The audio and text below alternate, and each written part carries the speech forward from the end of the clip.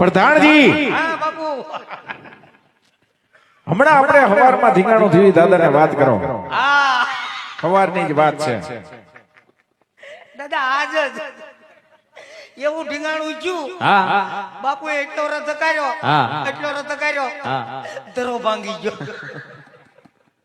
પછી ઈ વિચાર કરો રથમાં અમને હૈલો ઉધી હા કે ધરો ભાંગી ગયો કે બેરિંગ ઉઈ ગયો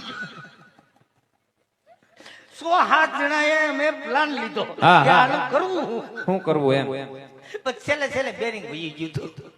બેરિંગ નો જતો ને મૂળ તો પ્રોબ્લેમ એમાં તો પછી તો હું પછી ધીંગાણે તો જવું પડે ઠેંગાણે જવું પડે એમાં હાલે જ નહીં પ્રધાનજી. પછી રથ કિંમતી હા પછી બે સિપાહીઓ ન્યા મૂક્યા બરોબર. તમે રથનું ધ્યાન રાખો હા બરોબર છે. ટાયર નો હલવું જોઈએ અથવા સારે રથ નું ધ્યાન રાખવું તો પડે જ.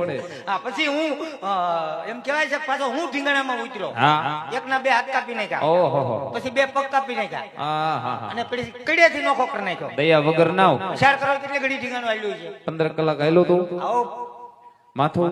માથું મારી પેલા કોક ઠપકારી ગયું હતું પ્રધાનજી મરેલા માયરો કહેવાય. તો ભાઈ હું જો તો ઈ હલતો નતો તો હું નવરો હતો